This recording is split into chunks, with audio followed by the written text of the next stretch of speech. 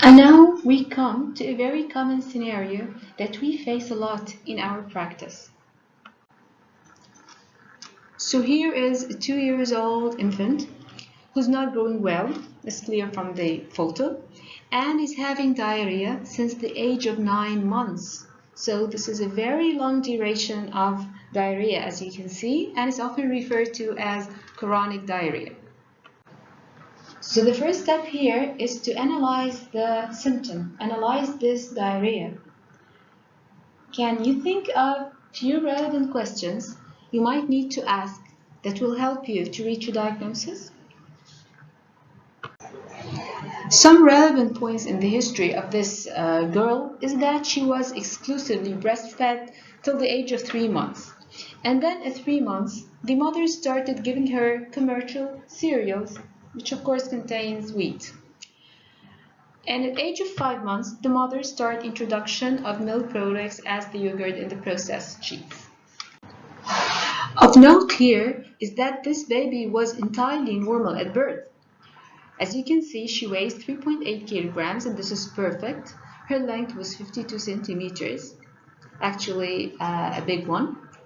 And her occipitofrontal circumference was 36 centimeters. So at birth, she was completely normal. It is not something that started since birth. Her family history was not positive for any other disease. And when you come to examine her, you see a pale, chronically ill infant. Her weight is 8.5 kilograms, and this is below the 5th percentile, and her height was 77.5 centimeter on the 50th centile, occipitofrontal circumference 46 centimeter, again on the 50th centile.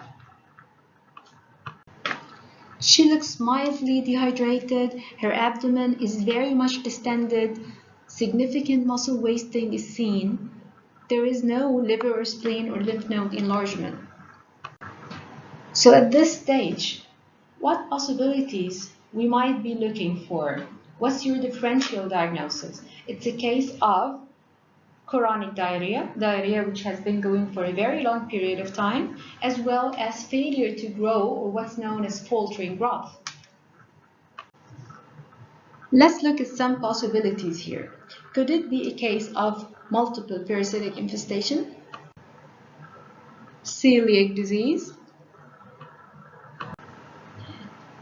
Can this child has a certain immune deficiency disease that predisposes her to getting frequent attacks of diarrhea with unusual organisms?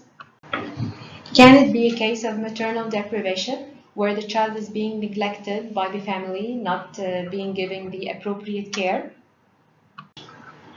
Can you think of any other causes that can explain this condition? So, how can we proceed in trying to reach a diagnosis for this case? First of all, you have to try and look for certain diagnostic clues in the history and the examination.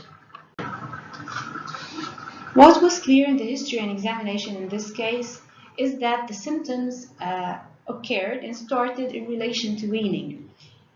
You can remember that the mother started introducing commercial cereals at the age of 3 months. Again, the marked weight loss and wasting is very significant, together with the presence of diarrhea, of course, and the significant abdominal distension. In light of these clear points in the history and the examination, we have to run a baseline workup for this case before going into the most definitive diagnostic test. I'd like you to think of a few tests that could be of relevance in this case, and let's discuss in the face-to-face session the value of each of them.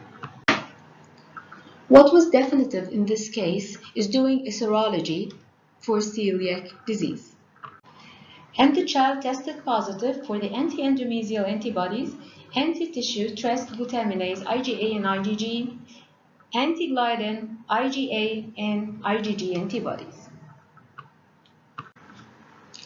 Celiac disease is an immune-mediated pathology that occurs due to exposure to gluten, which is present in the wheat and wheat products.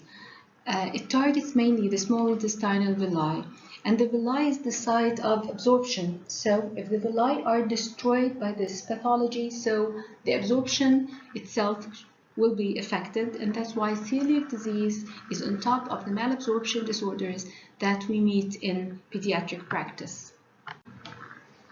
Upper GI endoscopy and a classic histopathological picture of celiac disease will always remain the golden rule for diagnosis of this disease. And this is a histopathology of a small intestinal biopsy.